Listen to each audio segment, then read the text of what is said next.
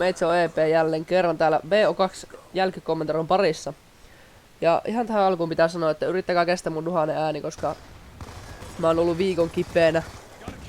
Mutta mä pystyn kuitenkin, siis ääni oli ihan järkyttävässä kunnossa yhdessä vaiheessa. Mä ajattelin, että ei kyllä mitään tuu videoiden teosta pari viikkoa, mutta nyt tää on niinku suht koht hyvää.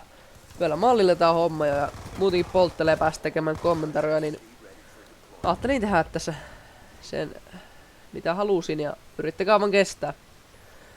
Mutta hei, pitempi puhetta mennään päivän aiheeseen. Eli joka on fanaattisuus. Ja mä en puhu siitä, että miten fanaattisuus on näkynyt mun elämässä.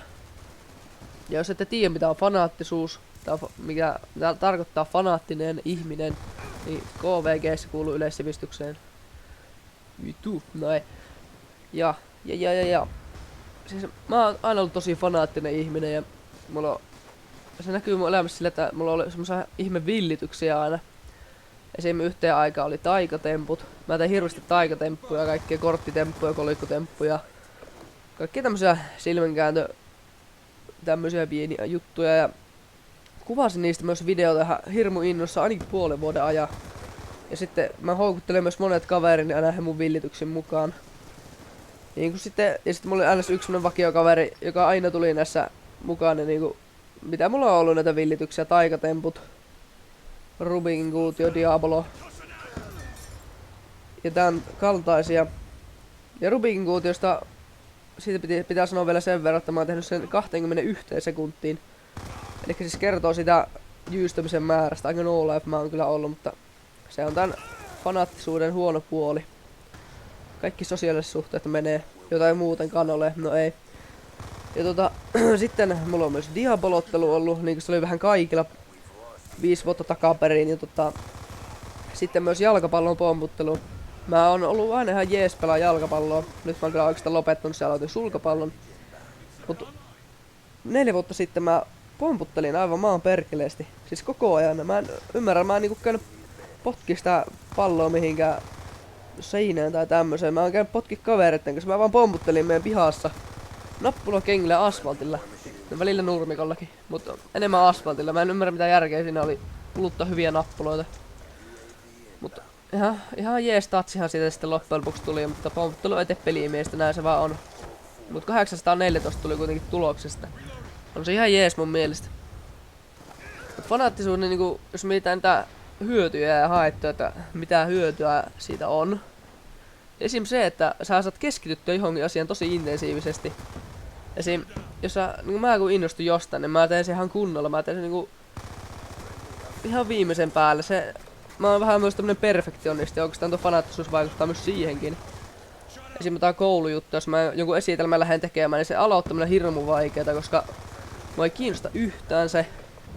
On silleen, että ei vittu, sitten pelaavan koneella silleen ja huomaakin, että kello on 9, no teenpä huomenna näin. Mut jos mä saan sen aloitettua, niin sit siitä tulee yleensä joku 10 tai tämmönen, koska mä teen sen niin hyvin aina. Mä innostun sitä tekemisestäni. Ja sit tässä myös tuli niinku se mainittua kääntössä tuo toinen niinku haittapuoli, että jos niinku ei saa itseään niinku innostumaan jostain asiasta, niin sit se niinku, sitä ei vaan jaksa silleen yksinkertaisesti, että jättää sen niinku pois. Ja sitten jossakin lajissa, esim. Futiksessa, mua kiinnosti se tosi paljon yhteen aikaa, mut sitten se saattaa niinku se vaan sammuu se liekki yhtäkkiä johonkin juttuun meitsille, niinku yleensä fanaattisille ihmisille.